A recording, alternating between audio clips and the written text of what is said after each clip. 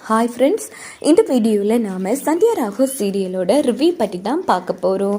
அதுக்கு முன்னாடி நம்ம சேனலை சப்ஸ்கிரைப் பண்ணாதவங்க கீழே இருக்கிற சப்ஸ்கிரைப் பட்டனை கிளிக் பண்ணிவிட்டு பக்கத்தில் இருக்கிற பெல் பட்டனையும் கிளிக் பண்ணிடுங்க. எங்கே பார்த்தோன்னா சிவாமணி மாயாவை பார்த்து பேசுகிறாங்க. என்னம்மா சீனு வந்தானான்னு கேட்டதும் மாயாவும் இல்லையா அப்படின்னு சமாளிச்சிடுறாங்க. அப்போ சீனு வீட்டை விட்டு வந்த விஷயத்த நம்ம சிவா மாயா கிட்ட மறைச்சிட்டு சரிம்மா நாங்கள் கிளம்புறோம் அப்படின்னு சொல்லிட்டு அவங்களும் போயிடுறாங்க. இந்த பக்கம் தானா நீ ஏதோ ஒரு விஷயத்த மறைக்கிற, உண்மையை சொல்லு அப்படின்னதும் சீனு இப்படி கல்யாணம் பண்றதா சொல்லியிருப்பாங்க இல்லையா, அந்த விஷயத்த மாயா தானா கிட்ட சொன்னதும் தானா அதிர்ச்சி ஆறாங்க. என்ன மாயா இப்படி சொல்ற, அப்போ மாமாவை நீ கல்யாணம் பண்ணிக்க போறியா? இங்க பாரு தானா, எனக்கு நம்ம குடும்பம் தான் முக்கியம், சீனு அதெல்லாம் பண்ண மாட்டான், நீ பயப்படாத அப்படின்னதும் தானாவும் முடிவில் உறுதியா இருக்க மாயா, உன்னை நினைக்க எனக்கு ரொம்ப பெருமையா இருக்கு அப்படின்னு சொல்றாங்க.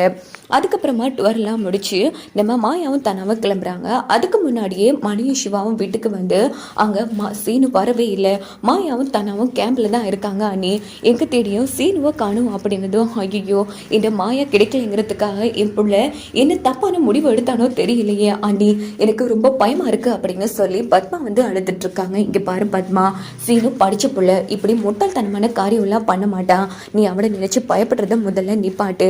இங்க பாருங்க தம்பி, நல்லா எல்லா இடமும் தேடி பார்த்தீங்களா? ஆமா அண்ணி, சொல்ல போனா சீனு வீட்டை விட்டு வந்த விஷயம் மாயாவுக்கு தெரியாது அப்படின்னதும் ஐயோ இந்த முட்டா பையன் எங்க போய் கிடைக்கானோ தெரியலையே அப்படின்னு மணி ஒரு பக்கம் யோசிக்கிறாங்க. இப்படி இவங்கெல்லாம் பதட்டப்பட்டு இருக்கும் போதே நம்ம மாயாவும் தானாவும் டூர் போயிருப்பாங்க இல்லையா, அவங்களும் வந்துட்டாங்க. பாருங்க அண்ணி, ஒரு நாள் ஆச்சு ட்ரிப் போனா அவங்களே வந்துட்டாங்க. அப்போ என் சீனு எங்க அப்படின்னு சொல்லி நம்ம பத்மா அழுதுட்டு இருக்காங்க. இங்க பாருக்கா, இப்போதைக்கு அண்ணனுக்கு தெரியக்கூடாது, தெரிஞ்சா அவரால் தாங்கவே முடியாது, கவலைப்படாத. அதான் மாயாவே வந்துட்டால, எப்படி சீனு தப்பு பண்ணுவான், எப்படியாச்சும் அவனை கண்டுபிடிச்சிடலாம், கோபத்துல தான் அவன் எங்க ஒரு தலைமறைவாக இருக்கணும் அப்படின்னு சிவா சொன்னதும் இது பக்கம் நம்ம பத்மா வாடி வா, உன்னால என் பையன் வாழ்க்கையை நாசமா போச்சுடி அப்படின்னு பத்மா மாயாவை திட்டிட்டு இருக்காங்க. அக்கா என்னக்கா பண்ணிட்டு இருக்க, பாவக்கா மாயா ஏன் இப்படி எல்லாம் பண்ற அப்படிங்கிறது. இங்க பாருங்க, நான் இவ்வளவு காலமா பொறுமையா இருந்தது போதும், எல்லாரும் அமைதியா இருங்க, இப்போ நான் பேச வேண்டிய நேரம் அப்படின்னுட்டு. இங்க பாரு, நீ வரும் வரைக்கும் எப்புள்ள ஒழுங்கா எங்க பேச்சு கேட்டு நடந்துட்டு இருந்தா, எப்போ நீ இந்த வீட்டுக்குள்ள காலடி வச்சியோ அப்போவே எங்க புள்ளையா இல்லடி, எப்ப பார்த்தாலும் மாயா மாயான்னு குட்டி போட்ட போன மாதிரி உன் பின்னாடியே சொத்திட்டு இருக்கா. இப்போ உன்னை கல்யாணம் பண்றதா சொல்லி லெட்டர் எல்லாம் எழுதி வச்சுட்டு வீட்டை விட்டு வெளியில போயிட்டாடி. என் பையனை நாங்க எவ்வளோ ஒழுக்கமான பையனா வளர்த்தோம் தெரியுமா, நீ வந்தா அதோட அவனோட ஒழுக்கமும் கெட்டு போச்சுடி, எல்லாத்துக்கும் காரணம் நீதான். இங்க பாருமா தாயே, உன்னை கெஞ்சி கேட்கிற, தயவு செய்து என் சீனுவையும் இந்த குடும்பத்தையும் விட்டு எங்கேயாச்சும் போய் தொலைச்சிடு அப்படின்னு பத்மா பயங்கரமா அழுதுட்டு இருக்காங்க. அக்கா முட்டாள்தனமா பேசிட்டு இருக்காத, எத்தனை வருஷமா சீனு இந்த வீட்டுல வளர்ந்துருக்கான், ஆனா நம்ம மாயா நேற்று வந்த பொண்ணு, அவளே பொறுப்பா நடந்துக்கிறா. உன் பையனுக்கு எங்கக்கா பொறுப்பு போச்சு, நீ தண்டிக்கிறதா இருந்தா உன் பையனை தான் தண்டிக்கணும், மாயாவை தண்டிச்சு என்ன பிரயோஜனம்? சொல்ல போனா மாயா இடத்துல வேறு ஒரு பொண்ணா இருந்து கண்டிப்பா இன்னொரு கல்யாணம் பண்ணிட்டு புள்ள குட்டிட்டு நின்னுப்பா, அதை மனசுல வச்சு பேசு அப்படின்னு சிவா மாயா பக்கம் நல்லா சாஞ்சு நின்று பேசிட்டு இருக்காங்க. இது கிட்ட பத்மா ஆமா ஆமா, இப்போ கடைசியில என் புள்ள ஒழுக்கம் கட்டவனா போயிட்டான், உங்க மாயா தான் எல்லாருக்கும் பெருசா போயிட்டால, வரட்டும் சீனு அப்புறம் இருக்கு அவனுக்கு அப்படின்னுட்டு பத்மா ரொம்ப ஃபீல் பண்ணி அழுதுட்டு இருக்காங்க. அப்ப நம்ம சிவாவும் மணியும் இங்க பாருமா, அவ புள்ள பாசத்துல இப்படி எல்லாம் கத்திட்டு போறா, நீ டென்ஷன் ஆகாத அப்படின்னது எனக்கு புரியுது சித்தப்பா, அவங்க இடத்துல யாரா இருந்தாலும் இப்படித்தான் கோவப்படுவாங்க, ஆனா சீனு வரல பெரியப்பா, எனக்கு என்ன நடக்குதுன்னு தெரியல அப்படின்னு கத்திட்டே மாயா உள்ள போய் ரொம்ப ஃபீல் பண்ணி அழுதுட்டு இருக்காங்க.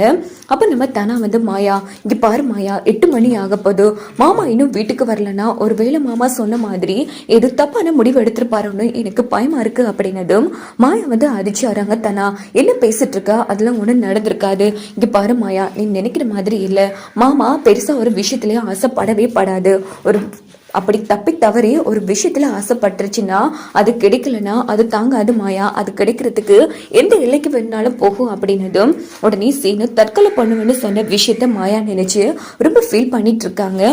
சரி இப்ப என்ன சொல்ல வரத்தானா, நம்ம இதுக்கு போய் பார்க்கலாமா? இங்க பாரு, இப்போ வீட்டை விட்டு போனா ரொம்ப பிரச்சனை ஆயிடும் மாயா, நம்ம இப்ப என்ன சொல்றது, ஐயோ எனக்கு பயமா இருக்கு அப்படின்னதும் இந்த பக்கம் நம்ம தனாவதி இங்கே பாரு, பேசாம நாம இந்த உண்மையை சித்தப்பாக்கிட்டே மாமா கிட்டே சொல்லிடலாமா அப்படின்னு கேட்குறாங்க.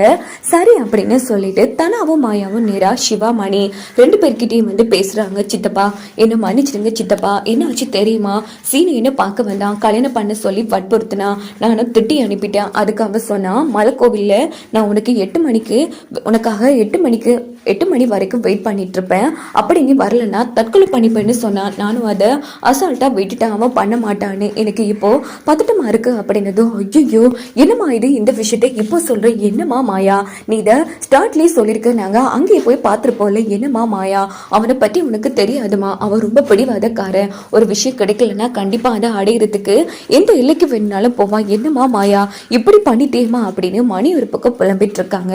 மச்சா அழுது புலம்பி எந்த பிரயோஜனமும் இல்லை, வாங்க போகலாம், மாயா அழாதமா, தைரியமாறு, அவனுக்கு ஒன்றும் ஆகாது, வரும்போது சீனோடு தான் வருவோம் அப்படின்னு சொல்லிட்டு மணியும் நம்ம அவன் கிளம்பி நேரா நம்ம சீனு இருக்கிற அந்த மலை கோயிலுக்கு வராங்க. அங்க பார்த்தோம்னா தாலி எல்லாம் கீழே கிடக்கு. இதை பார்த்து சீனு மணி செம அதிர்ச்சி ஆறாங்க. அந்த இடத்துல இங்க பாருங்க மச்சான், என் புள்ளதான் இந்த தாலியை கொண்டு வந்திருப்பான், எனக்கு என்னமோ பயமா இருக்கு மச்சான், இது அவனோட பேக் தான் அப்படின்னு சொன்னதும், மச்சான் அழாதீங்க, கண்டிப்பா சீனுக்கும் ஒன்றும் ஆயிருக்காது அப்படின்னும் போது இந்த பக்கம் அந்த இடத்துல போலீஸ் கொஞ்சம் ஊர் மக்கள் எல்லாரும் வராங்க. தம்பி இங்க இருந்து ஒரு தம்பி கீழே விழுந்து தற்கொலை பண்ணிருக்காரு, ஸோ அவரோட பொடியை எடுத்துட்டு போயிட்டாங்க அப்படின்னதும் மணிக்கும் சிவாவுக்கு இடியே விழுந்த மாதிரி போயிடுது. சார் என்ன சார் சொல்லுங்க அப்படின்னும் போது, ஆமாங்க பாவம், என்ன பிரச்சனை எது பிரச்சனையே தெரியல, அந்த தம்பி ரொம்ப நேரமா இந்த மலையில நின்னதை பார்த்தேன், கொஞ்ச நேரம் கழிச்சு பார்த்தா அந்த தம்பி கீழே விழுந்துட்டாரு அப்படின்னதும் நம்ம மணி சிவாவும் அடிச்சு பிடிச்சி சரி இப்போ எங்க போஸ்ட்மார்ட்டம் பண்ண கொண்டு போயிருக்காங்க அப்படின்னதும் அந்த ஊர்ல இருக்கிற ஒரு ஹாஸ்பிட்டல்ல சொல்றாங்க. உடனே நம்ம சிவாவும் மணி என்ன பண்றாங்கன்னா வேகமா வண்டி எடுத்துட்டு அதே ஹாஸ்பிட்டல்